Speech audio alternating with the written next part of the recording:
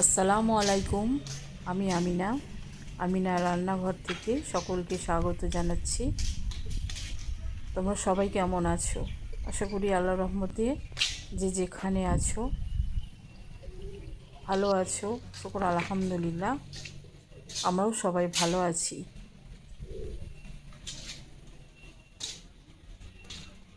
তো সকাল সকাল ভিডিওটা শুরু করলাম। তো ভিডিওটা বেশ কিছুদিনের আগের। তো সেদিন মানে কিছুদিন যাবৎ প্রচণ্ড বৃষ্টি হচ্ছিল। তো বৃষ্টি হওয়ার পর সেদিন দেখি খুব সুন্দর রোদ্দুর বেরিয়েছে। আর সত্যি কথা বলতে কি, শরীরটা আমার সেদিন খুবই খারাপ ছিল, তাই রান্না করতেও আমার দেরি হয়ে গেল। চারিদিকে একদম প্রখর রোদ্দুর বেরিয়েছে, একদম এত সুন্দর লাগছে। আকাশটাও দেখো একদম পরিষ্কার আর তীক্ষ্ণ রোদ। এখন বাজে প্রায় 10টা, সাড়ে 10টা বেজে গেছে। আমার রান্না করতেও অনেক দেরি হয়ে যাবে। কারি পাতা গাছটা একদম ঝুলে গেছে। তো বেশ কিছুদিন আগে বাংলাদেশে যে একটা মর্মান্তিক দুর্ঘটনা ঘটে গেল, কি বলবো, তার জন্য এতটাই মনটা খারাপ, বলে বোঝানোর মতো ভাষা নেই। যার গেছে সেই বোঝে। বারবার ফেসবুকে দেখছি, দেখে দেখে অন্তর কেঁপে যাচ্ছে, দু চোখ ভরে পানি আসছে। কি বলবো, কিছু বলার ভাষা নেই। শুধু ভাবছি যে সেই মাগুলোর কী অবস্থা। এইমাত্র দেখলাম 3টে ছেলে মেয়ের, মানে একটা বোন আর 2টো ভাই, তাদের ছবিগুলো দেখে অন্তরটা কেঁপে উঠল। আল্লাহ পাক এই ছেলে দুটো আর নেই, তাদের মায়ের কোল খালি করে চলে গেছে। আর ভাবছি সেই মাগুলো কী নিয়ে থাকবে, কী নিয়ে বেঁচে থাকবে। আল্লাহ গো, এতটাই কষ্ট। মানে এমনকি রাত্রিবেলা যখন ঘুম ভেঙে যাচ্ছে তখনও সে চোখের সামনে সব কিছু ভেসে উঠছে। বলার ভাষা নেই। প্রত্যেকটা আমার ইউটিউব বোনেরাও যারা বলছে তারাও কেঁদে ফেলছে।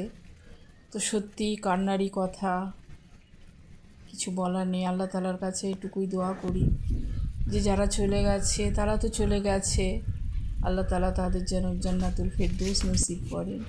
আর সেই যে কি মর্মান্তিক মৃত্যু, আল্লাহ তাআলা কাছে দোয়া করি। আর যে সব মায়েদের সন্তানরা চলে গেছে, সেই বুক ভরা হাহাকার, কলিজার টুকরোগুলো ছেড়ে কী করে থাকবে। আল্লাহ তাআলা যেন তাদের ধৈর্য ধারণ করার তৌফিক দান করে।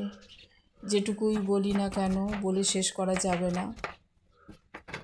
এটুকুই তাদের প্রতি রইল আমার সহানুভূতি, ভালোবাসা আর সমবেদনা।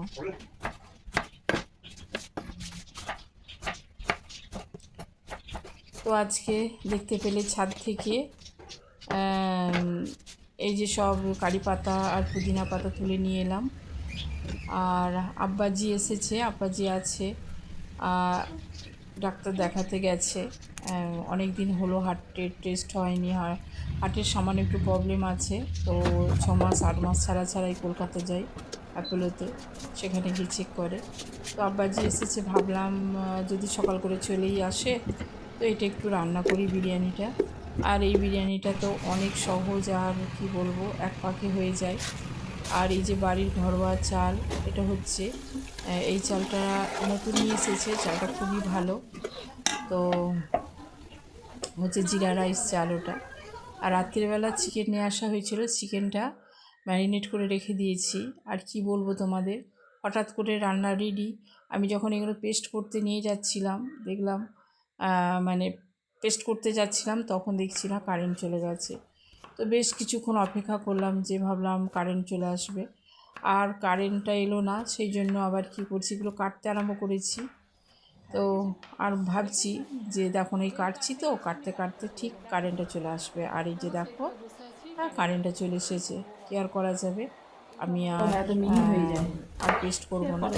পেস্টটা করলে কী হয়, একটু ভালো হয়। তাই আমি আবার কুচি কুচি করে নিলাম। আমার ডবল খাটনি হয়ে গেল, কি আর করা যাবে। তো ভিডিওটা অনেক দিনেরই ভিডিও, বেশ কিছুদিন হয়ে গেল, ছাড়বো ছাড়বো করে ছাড়া হয়নি।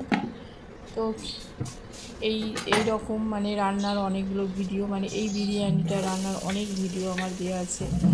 কেননা এই বিরিয়ানিটা খেতে আমাদের অনেক পছন্দ, বাড়ির সবাই পছন্দ করে, তাই এক পাকে এটা হয়ে যায়, খুবই ভালো লাগে আর খুব তাড়াতাড়ি হয়ে যায় ঝামেলা ছাড়া। আর এটাতে টমেটো দিলে কী হয়, গ্রেভিটা একটু হয় আর টক ঝাল নুনটা বেশ ভালো লাগে। প্রিয় ভাই বোনেরা, তোমাদের কাছে আমার অনুরোধ রইল, যারা নতুন আসছো আমার ভিডিওতে, তো তারা অবশ্যই একটা লাইক আর সাবস্ক্রাইব করে আমার পাশে থেকে যেও। এমনিতেই আমি লাইক বা সাবস্ক্রাইব কথা অনেক দিন ধরেই বলা বন্ধ করে দিয়েছি, আর আমার খেয়ালও থাকে না। আর যারা সাবস্ক্রাইব করবে তাদের বলারও লাগে না, সাবস্ক্রাইবও করে দেবে, লাইকও করে দেবে। তো জানি না একটা লাইকের কতটা গুরুত্ব,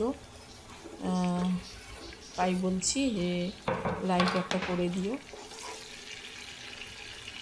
তো পেস্টটা হলো না, তাই আমি ছোট ছোট করে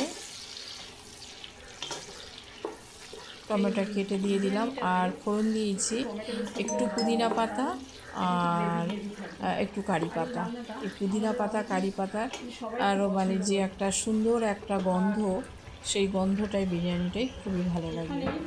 আর এই যে রাত্রিবেলা আমি এটা সমস্ত মশলা আমাকে আর কোনো মশলা দিতে দিয়ে রেখে দিয়েছি। আদা রসুন ধনে জিরে হলুদ যাবতীয় যা, তার সঙ্গে টক দই সব কিছু মিশিয়ে আমি রাত্রিবেলা রেখে দিয়েছিলাম ফ্রিজে, আর এই এখন বের করে নিয়ে আসছি।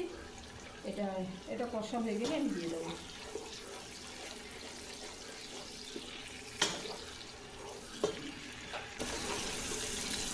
এবার এটা দিয়ে দিই।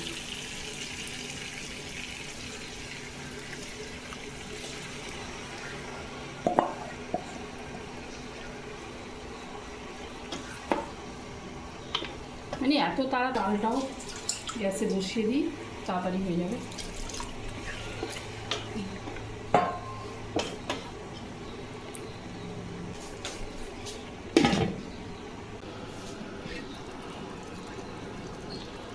ব্যাস একদম রেডি। দেখো আমাকে কিছু করতেই হলো না, শুধু পেঁয়াজ টমেটোটা একটু কষে নিয়ে আর এই যে দেখো ম্যারিনেট করা চিকেনটা দিয়ে দিলাম, আর এটা পানিটা মরে গেলেই হয়ে যাবে। আর দই দেওয়া আছে মানে একদম সফট হয়ে গেছে, বেশিক্ষণ একদম টাইম লাগবে না। আমি ভাতটা বসিয়ে দিই, আমার ভাতটা হতে আর এই যে লেবুগুলো দেখেছো কত বড়, কটা লাগবে দেখি, এখন একটাই আমি রাখি। ভীষণ রস, একটা মানে এই পাশের বাড়ি বৌমার গাছে হয়েছে, এত লেবু এসেছিল, তো গাছের পাতায় পাতায় এত লেবু এসেছে, আর ওদের এখন শেষ হয়ে গেছে। আমাকে অনেকগুলো দিয়ে গেছে, বলেছে এগুলো রেখে দাও, সময় সময় খাবে ফ্রিজে। তো দেখো কত বড় লেবু আর রসে ভরা।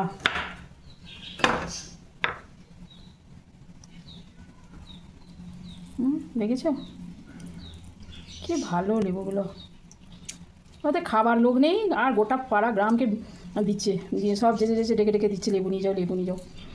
যে একটা লেবুর কত দাম হবে বলো তো?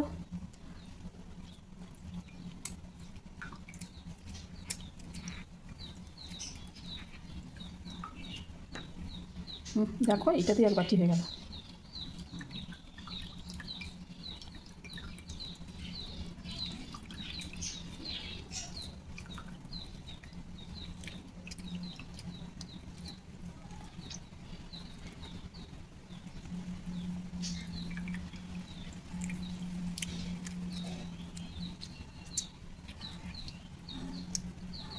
দেখো এক বাটি লেবু হয়ে গেল রস, বাপরে। আর তা না হলে এই জুসটা বের করতে আমায় 5টা 6টা তো লেবু বের করতেই হতো, এমনি নর্মাল বাজার থেকে নিয়ে এলে। আমার একটাতেই হয়ে যাবে, আর লাগবে না।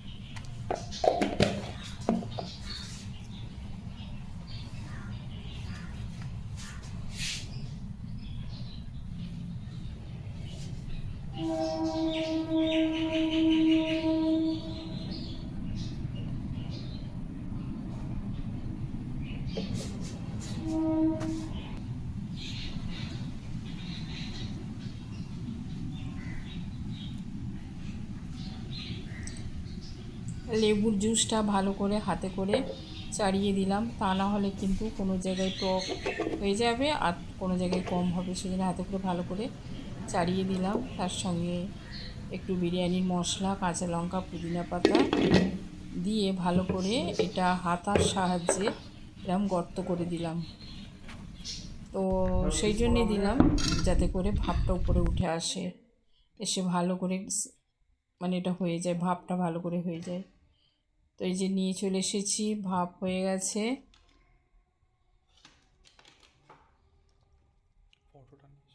আব্বাজিদের আসতে এখন অনেক দেরি, তাই আমরা মা বেটা খেয়ে নিচ্ছি। তো আব্বাজিরা যখন আসবে তখন দেব।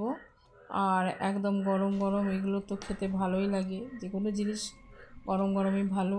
আর আমটা কেটে নিয়েছি এখানে। আর সত্যি কথা বলতে কি, আমার ছেলে এতই আম প্রিয় মানুষ যে আম ছাড়াও একদম ভাত খেতে চায় না। যেদিন না থাকে সেদিনও খুব কষ্ট করেই খায়, কিন্তু মানে সম্ভবত প্রত্যেক দিনেই আমটা থাকে, কারণ 2 পিস আম হলে ও যাই থাকুক, 2 পিস আম হলে ও খুব তৃপ্তি করে খায়। তো চলো, আজকে রান্নাটা একটা নতুন চাল দিয়ে রান্না করেছি, জিরা রাইস। তো চালটা একটু ছোট ছোট, বেশ ভালো লাগছে। তো যেন মনে হচ্ছে গোবিন্দভোগ চালের বিরিয়ানি করেছি, তো খুবই ভালো লাগছে। আর আমার মায়ের এই বিরিয়ানিটা অনেক পছন্দের। তো আমার মা এটাই খায়, বাকি অন্য রকম করে রান্না করলে ওটা খায় না, কারণ এই বিরিয়ানিটা খুব তাড়াতাড়ি সহজে হজম হয়ে যায় আর এটা খুব ভালো লাগে। তো মা এসেছিলো, তো 2বার করেছিলাম, তাই এবারে আব্বাজি এসেছে আর সেই জন্য করলাম। আর আব্বাজি মায়েরা ডাক্তার এখান থেকেই দেখাতে যায় আর কি।